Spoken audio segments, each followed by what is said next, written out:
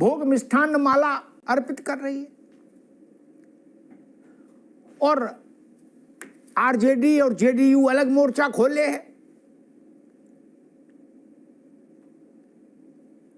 महागठबंधन जो है, झारखंड के एक कांग्रेस के सांसद हैं, विधायक हैं, वो कह रहे हैं कि बागेश्वर बाबा को अपने मंच से अल्लाह अकबर भी बोलना चाहिए। तब बताइए, जनता दल यूनाइटेड के लोग कह रहे हैं कि बाबा तनाव पैदा कर रहे हैं और जनता मगन हो रही है। लाखों जन की तादाद में जो जनता बाबा के दर्शन के लिए उमड़ी है, उससे जो लोग पूछ रहे हैं कि आप यहां क्यों आए, तो वो कह रही सिर्फ बाबा की एक झलक पाने के लिए आए। क्या ये चमत्कार छोटा है? क्या ये चमत्कार इतना सामान्य है कि कोई भी नेता कर लेगा? नहीं। नेताओं को अपने कार्यक्रमों के लिए भीड़ जुटाने के जतन में लाखों करोड़ों रुपया खर्च करना पड़ता है। गाड़ी घोड़ा लाभ लश्कर भेजना पड़ता है। खाने के पैकेट से लेके नगद नारायण तक देनी पड़ती है, बस लगानी पड़ती है, तब जाके आदमी आता है।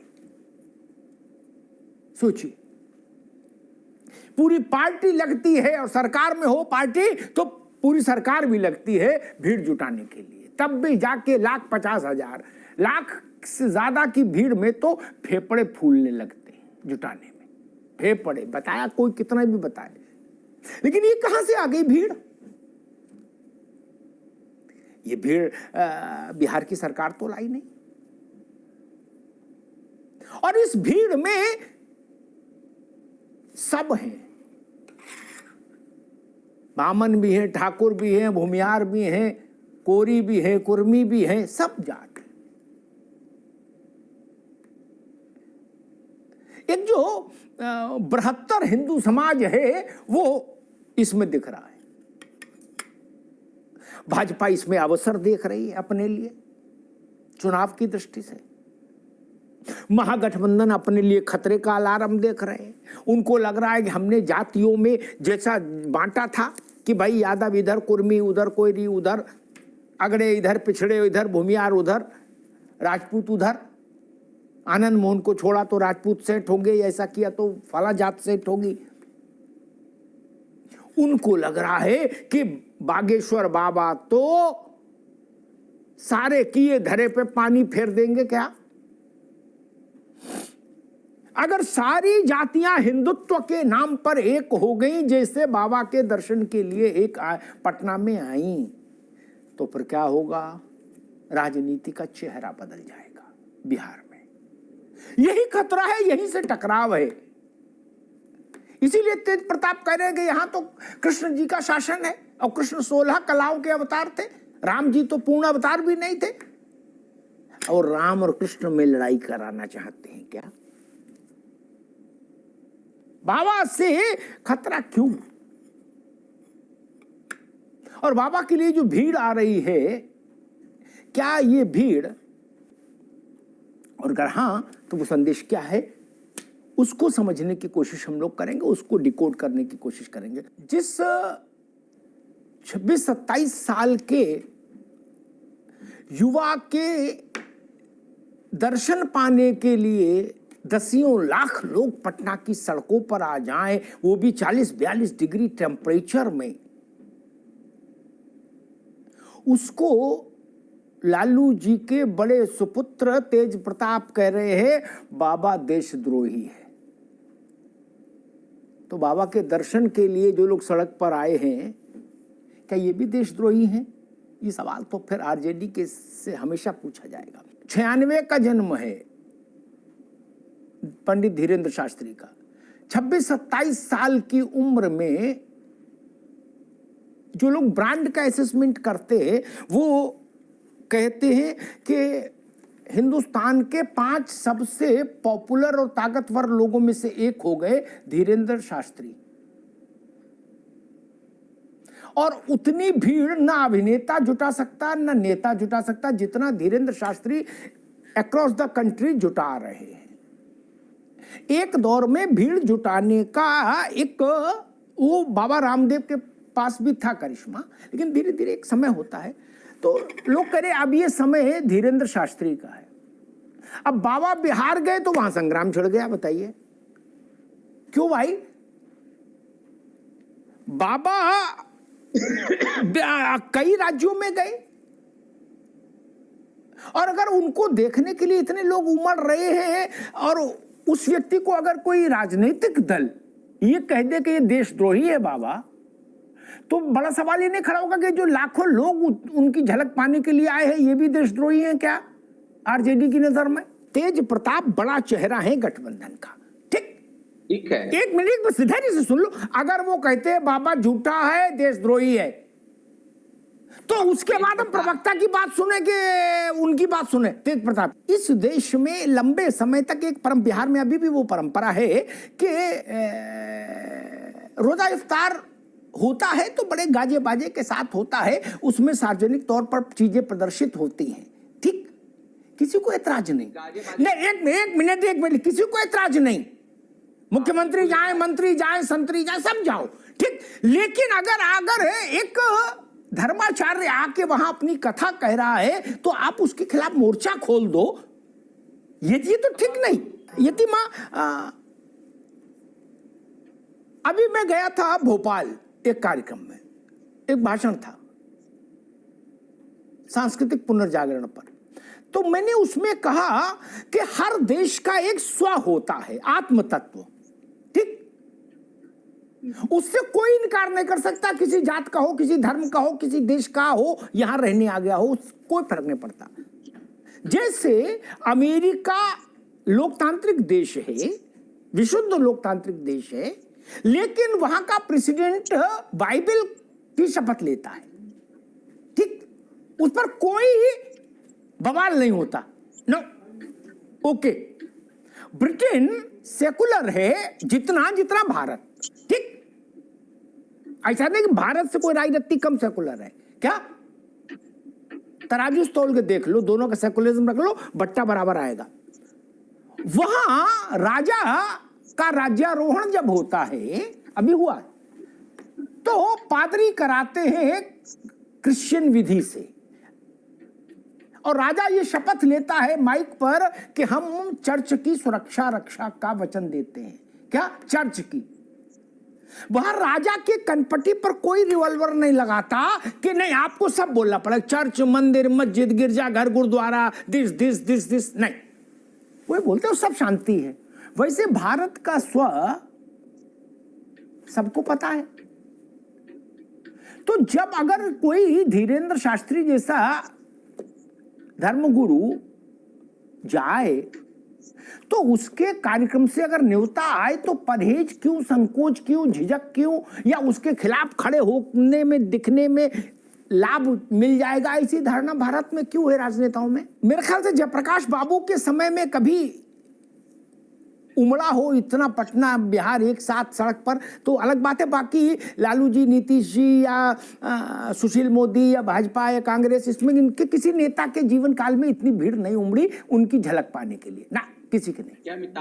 एक में बात सुन लो भाई, बाद में आप ये कहते हो कि बीजेपी पेटेंट करा लेती है, क्या हमारी कोई हिस्सेदारी उसमें नहीं होती, ठीक। अगर आप बागेश्वर बाबा को आपकी सरकार के प्रमुख मंत्री और आपकी सरकार के जो एक बड़ा पार्टनर है उसके राज परिवार के पुत्र ये कह रहे हैं कि बाबा देशद्रोही है, तो उसके बाद तो आप, इसका मतलब है कि आपने पूरा मैदान भाजपा के लिए छोड़ दिया कि जो उसमें कोई एक जात तो आ नहीं रही, उसमें पढ़ा लिखा भी है, अनपढ़ भी है, ठाकुर भी है, बामन भी है, भूमियार भी है, कुर्मी भी है, कोयरी भी है, सब है ना। आप ऐसा बोलेंगे, ऐसा बात करेंगे, तब तो फिर ये तो वोट का खेल है, राजनीति तो। इम्तियाज भाई नहीं, इम्तियाज भाई ने एक बड़ी बात कही, उनका आवेदन कब किया बाबा ने, मैं इम्तियाज भाई की समझ के लिए बता दूं, ये भारत है मित्र, नीतीश कुमार जी आदरणीय है वो एक तरफ, लेकिन फिर भी मैं बता दूं ये भारत है, इसमें राज सत्ता धर्म सत्ता के नीचे रखी गई। इसीलिए लोकसभा में जहां स्पीकर बैठता है ना, उसके ऊपर लिखा धर्म चक्र प्रवर्तनाय, राज चक्र प्रवर्तनाय नहीं लिखा हमने लिखा धर्म चक्र प्रवर्तनाय। और दूसरी बात बता दें, जब तेजस्वी और ये तेज प्रताप छोटे छोटे थे और लालू जी लीड कर रहे थे राजनीतिक जीवन को अपने, तब वो विंध्याचल जाते थे, वहां हवन यज्ञ कराते थे वहां के पंडित जी से। तो आवेदन पंडित जी देते थे कि लालू जी देते थे? गजब बात करते हैं, बोले मुख्यमंत्री है ना। अरे बाप रे बाप, मुख्यमंत्री को आप आवेदन करेंगे? धर्माचर रोजा इफ्तार वाले लोग, भैया एक मिनट, रोजा इफ्तार वाले लोग आवेदन करते हैं मुख्यमंत्री जी से, कार्डे भेजते हैं ना। और यहां से भी निमंत्रण गया, लेकिन आपने आना जरूरी नहीं समझा। संतोष पाठक, इम्तियाज अहमद साहब कह रहे हैं कि आखिर मुख्यमंत्री हैं, डिप्टी चीफ मिनिस्टर हैं, उनकी अपनी हैसियत है, आवेदन क्यों नहीं किया?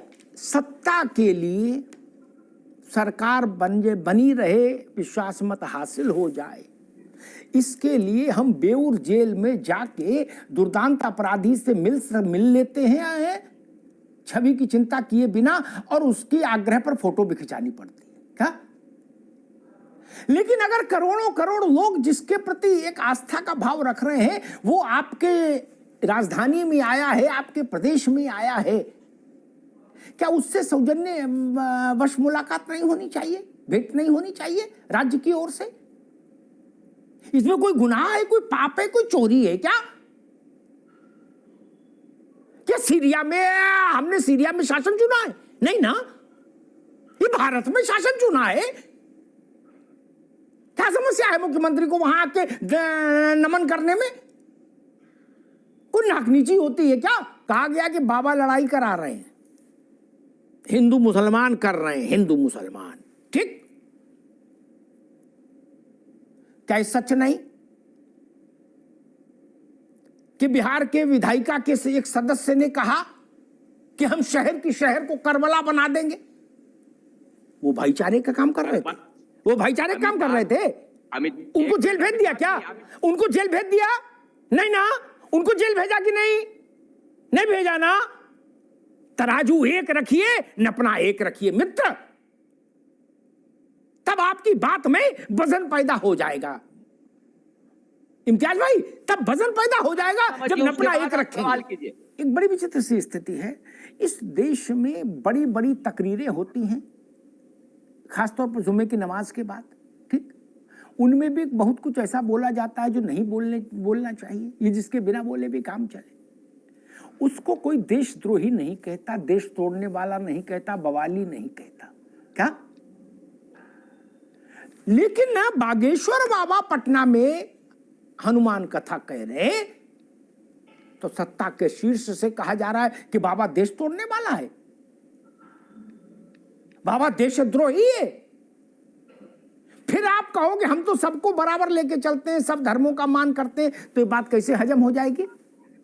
एक और बात कह दूं, उत्तर प्रदेश में एक अपराधी से मुचेटा हुआ पुलिस का, वो मारा गया एनकाउंटर में, असद और उसका शूटर, ठीक?